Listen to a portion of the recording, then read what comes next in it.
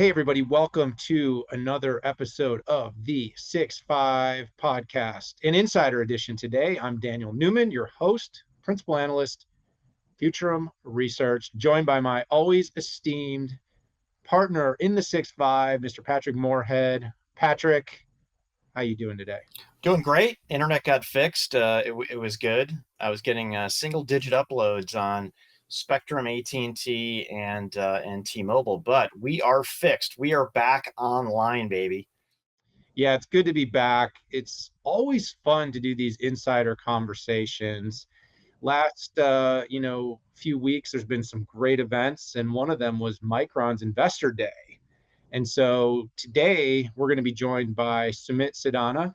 He's the chief business officer at Micron, and we're going to talk a little bit about Investor Day. Now, again, the 6-5, for those of you that maybe haven't listened or are tuning in for the first time, this podcast is for information and entertainment purposes only. So while we are talking to executives from publicly traded companies like we are at Micron today, please don't take anything we talk about here on the show as investment advice.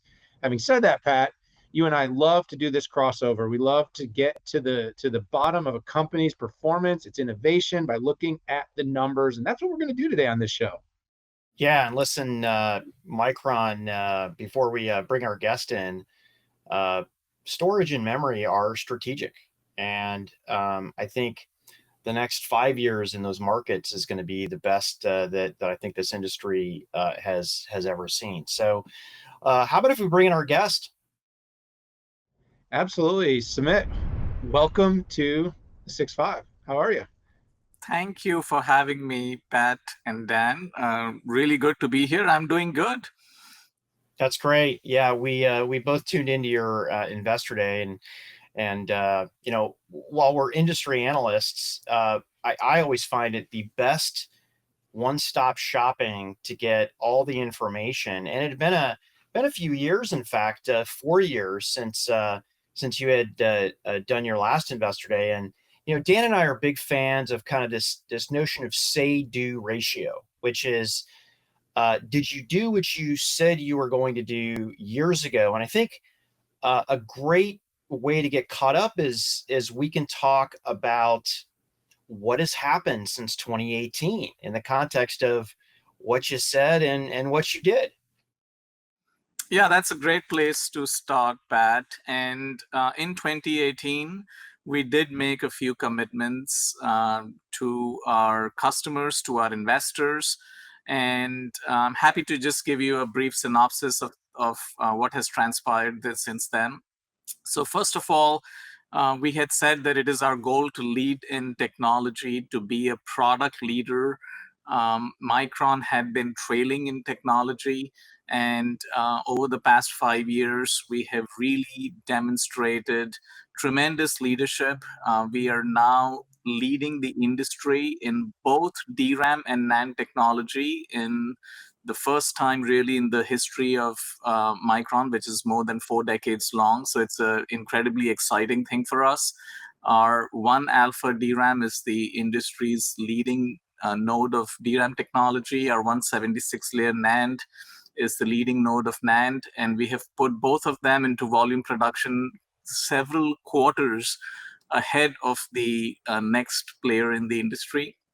And at our Investor Day a few days ago, we also announced that we will be putting the 1 beta node in DRAM into volume production before the end of this calendar year. So look out for that announcement when that happens.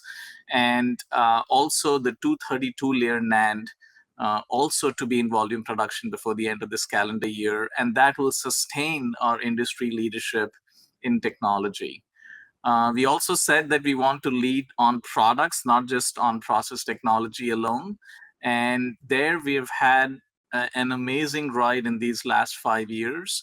As a summary, we are leaders in DDR5 on the DRAM side now, which is our next generation DDR product category that the industry is going to be transitioning to soon.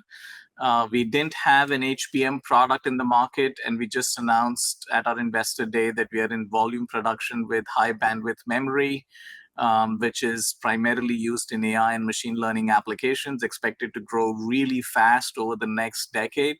So super exciting milestone for us. We are in volume production with the world's largest consumer of high bandwidth memory products. And we have the world's fastest graphics memory, GDDR6X, in volume production as well. It's the level of performance that is not available from any other DRAM company. So really exciting changes in our DRAM portfolio. And similarly, on the NAND portfolio, we had made a commitment 4 years ago that we will get over 80% of our NAND bit shipments into high-value solutions. And we have done that, reached that milestone ahead of schedule. And so that is doing really well. The NAND portfolio is having great momentum. I think he can just drop the mic here and we can just stop this interview. So no, it has been quite a ride.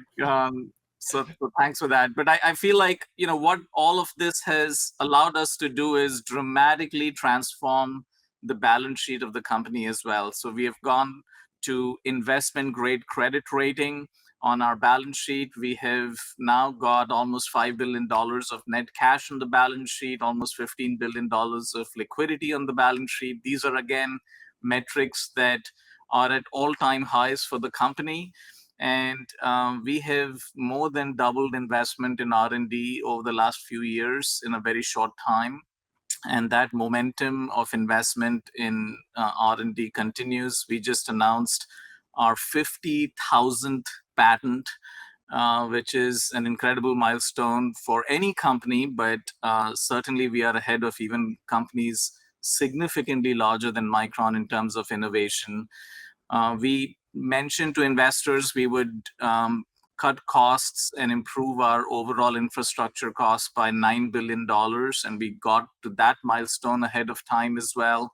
So really, we have checked all the boxes in terms of our commitments, and the last 5 years have been really stellar transformation of the company's overall competitive positioning. Well, we gave you a 5-year runway to talk, so there was a lot to cover there, Sumit. And thanks for doing that. And you kind of hit it on all fronts. You mentioned a few things I think are worth pointing out.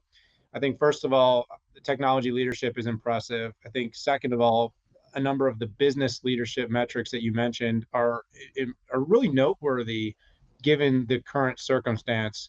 Pat and I talk about R&D a lot, especially the in the semiconductor space, how important it is to make these sizable investments, and ramping that up is significant. It's important. It shows that not only are you trying to execute on the market opportunity today, but you're trying to make sure that you stay in a leadership position into the future. A lot of companies do a lot of the D, but don't always do much of the R. So it's good to see you ramping that up more.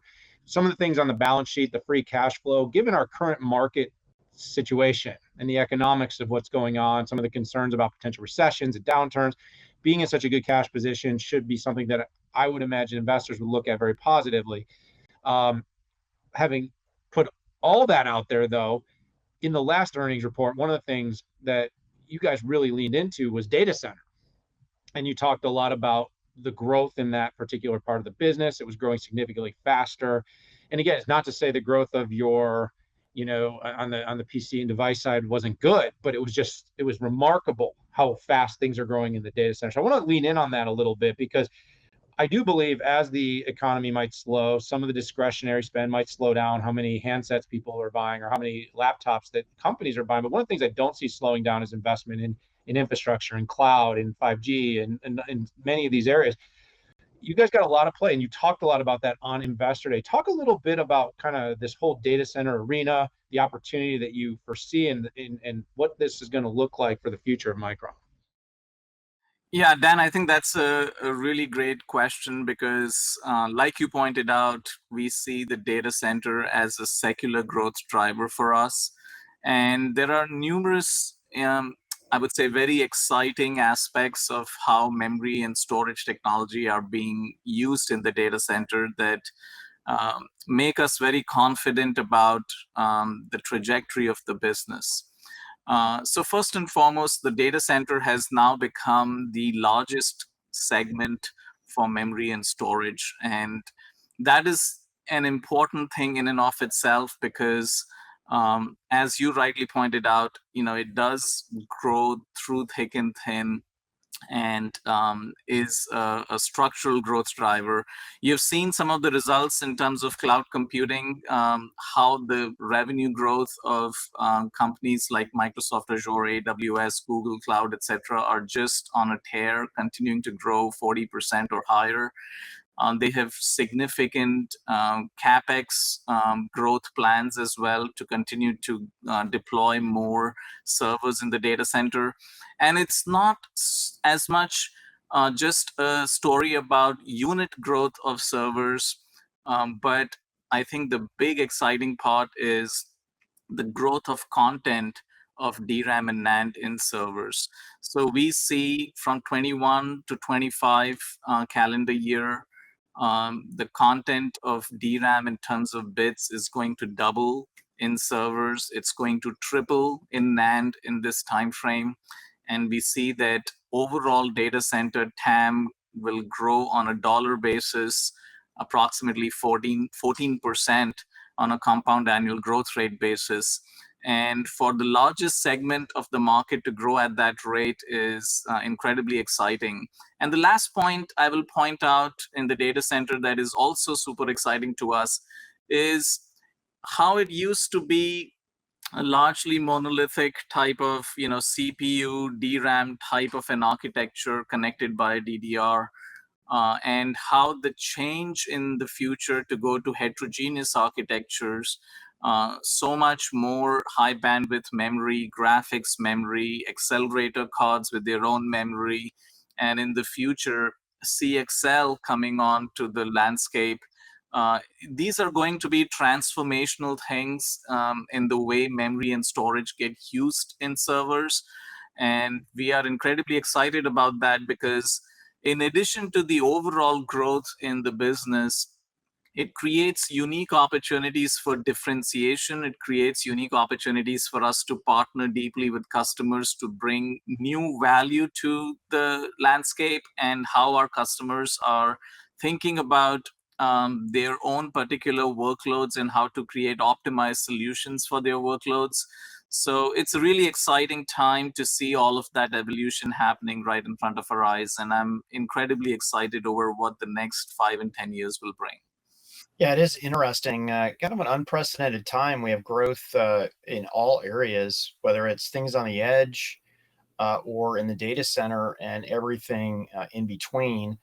And the content just keeps going up for memory and storage. So we talked a lot about the here and now in the data center, but what I'm seeing when I talk to hyperscalers and even traditional enterprise hardware folks is that memory and storage is going to do more to drive a re-architecture of the data center than I've ever seen before. And I'm curious, how is Micron, how are you helping to make the future of the data center a reality?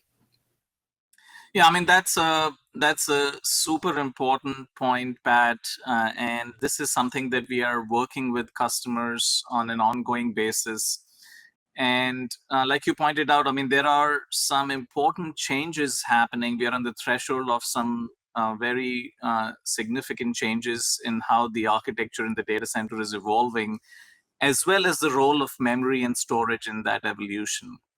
So I'll just point out a couple of highlights, picking off from my previous comment around the heterogeneous architecture. So if we look ahead for the next few years, we are seeing a move to more specialized processing happening in the data center. So your typical x86 based processing is giving way to several customized processors that our customers are moving towards. So you're looking at infrastructure processing units or data processing units being connected to the CPU through PCIe. And these tend to have their own memory associated with them. So there is high bandwidth memory attached to CPUs, to IPUs and DPUs potentially, to accelerator cards that are being attached in these servers. And of course, the trend to use more GPUs in the data center has been a clear winner over the last few years, and that trend is continuing to be very, very strong.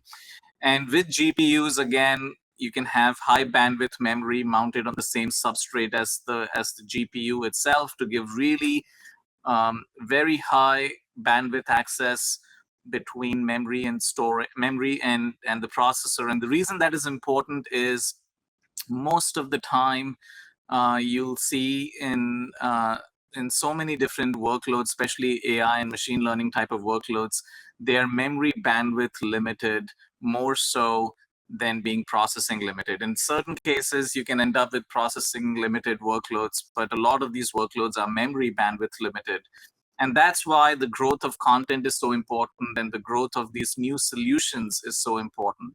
And so two important trends I can point out are how we are continuing to add high bandwidth memory, graphics memory, and regular more channels of DDR memory going from DDR4 to DDR5.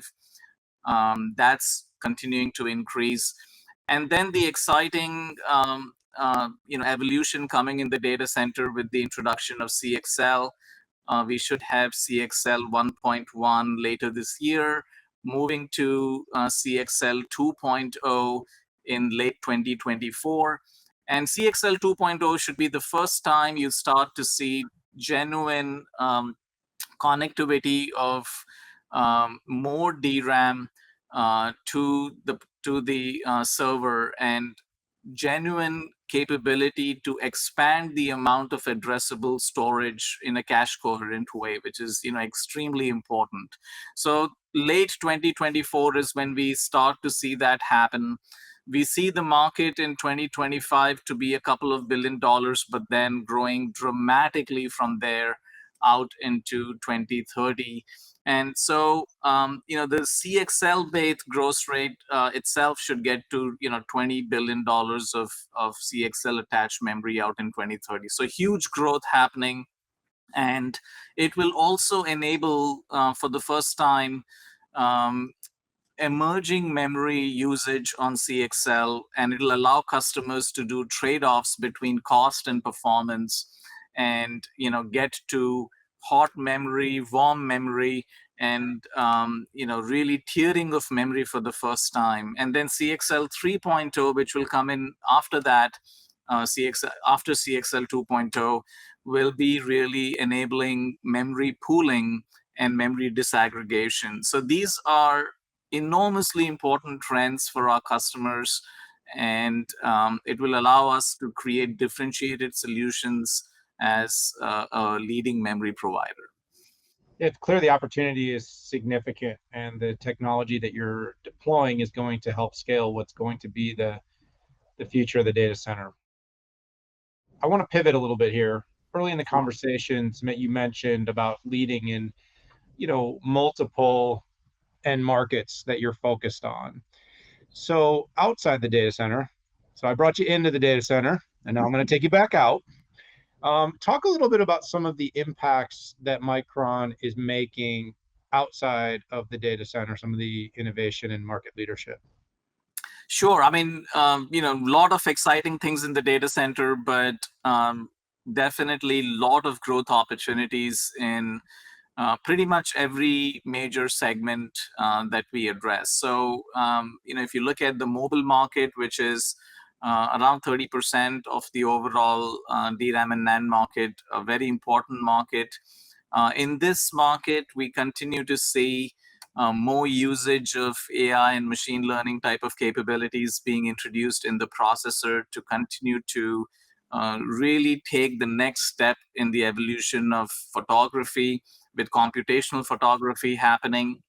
So those trends, as well as higher definition video capture, short form videos, they are continuing to grow the content for both DRAM and NAND in mobile phones. So we see that content growth story continuing. We don't expect a huge amount of unit volume growth in smartphones, but the content growth story continues. And as an example, 5G handsets, 500 million last year. We expect it to be over 650 million in 2022, and that continues to increase penetration in that 1.3 billion unit smartphone market on an annual basis. That penetration of 5G should continue.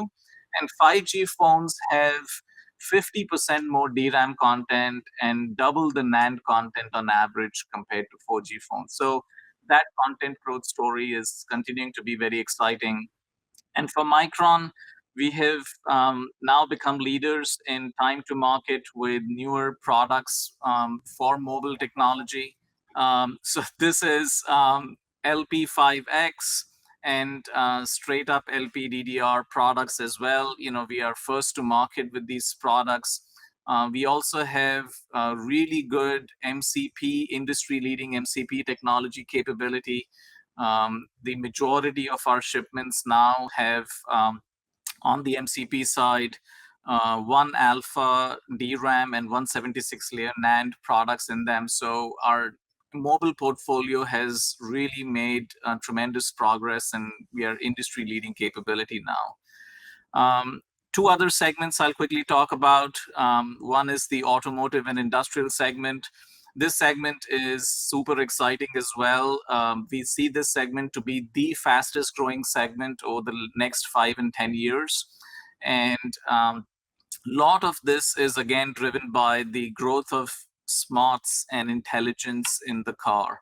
And we are seeing that definitely in all of the EV models, especially having so much higher content of DRAM and NAND, and lots of new exciting applications being deployed there. So we see that market growing at 28% dollar TAM CAGR over the next 4 years or so, from 21 to 25.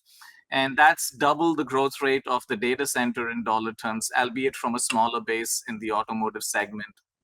And in that market, again, incredibly exciting things for Micron. We are number one in that market by market share, and again, lead the industry in time to market with a lot of the newer technologies that come to market in that segment.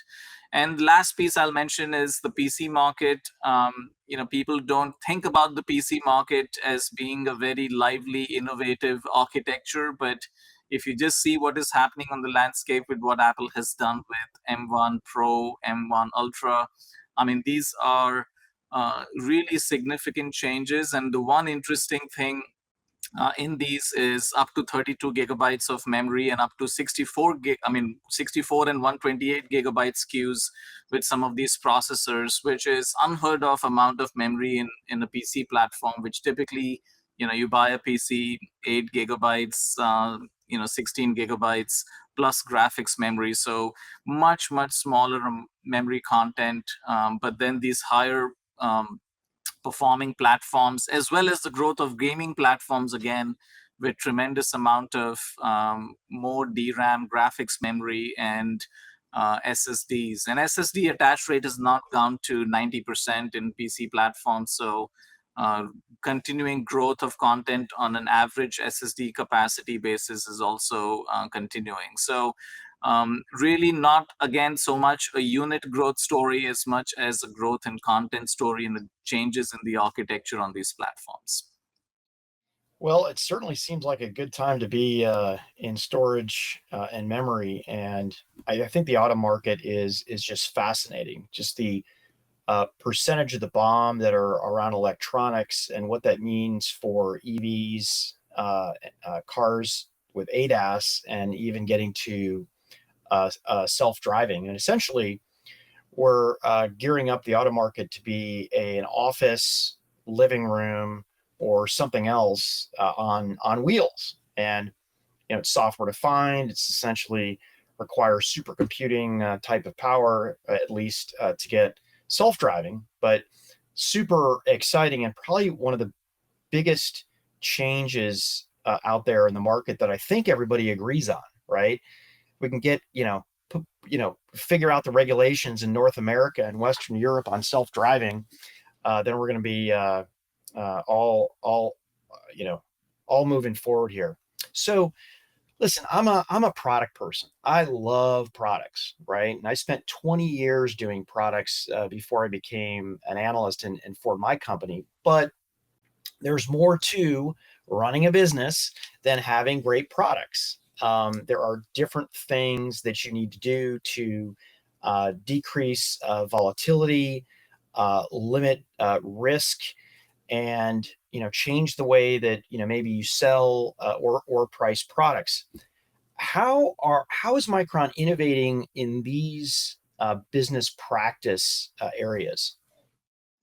So, Pat, I think you hit upon a very important point. I mean, products and technology are super important and super critical. But at Micron, we have also been actively thinking about business model innovation as well. And as you pointed out, our relationships with customers and how we actually work with them as they look to satisfy their needs on memory and storage has also been an important area for us to continue to evolve over time. So one thing that Micron did, I believe, leading the industry a few years ago with the new Micron management team, was to dramatically increase the usage of long-term agreements. So less than 10% of our revenue, or in that approximate 10% of our revenue, used to be based on long-term agreements with customers in 2016, 2017 timeframe. And we grew that to over 75% of our revenue now being under long-term agreements. And then the rest of the industry followed in our footsteps. And most of the volume that we transact with our large customers now is under these long-term agreements. And these agreements are typically like a 1-year type of an agreement by quarter in terms of what volume our customers intend to purchase from us. And even though they're not take or pay type of agreements, and there is no pricing in these agreements, they have dramatically helped improve visibility, improve planning discipline, both at our customers and at the suppliers, and have contributed to reduced volatility in the industry. And now we are very excited to take the next step in that evolution with a new innovation in the business model. And that's what we are calling forward pricing agreements. And what we are doing with this new model and this experiment is to provide, just stepping back and looking at the overall picture. We have pricing in memory that moves up and down based on supply demand balance through the course of a cycle, right? There is an up cycle, there is a down cycle, there is oversupply, undersupply, and prices tend to be sometimes volatile and move around quite a bit. And that obviously creates a lot of ripple effects in the industry. For us, it means, our gross margins tends to be variable because of the variability in price. And for our customers, it means that, their input costs change quite significantly over time. And sometimes they could be going down, sometimes they could be going up a lot. And when memory and storage were tiny pieces of the overall bill of materials, it's something that can be managed easily. But as memory and storage have become so significant in terms of the overall bill of materials, having volatility in this is definitely posing challenges to customers. And so, as they think about their products, whether they are in consumer products that have, specific price points that they need to hit, or you look at cloud companies that are doing multi-year deals with their customers on pricing, having that longer term stability on pricing and predictability on pricing can be a win-win solution for both us and our customers. And so what we are doing here is to offer guaranteed declines in price every quarter to our customers who agree to go on this model with us. And we fix the volumes on a 3-year agreement. We fix the price curve going down every single quarter. We get them to agree to prioritize us for qualifications of new products and technologies that enable us to keep moving the cost down.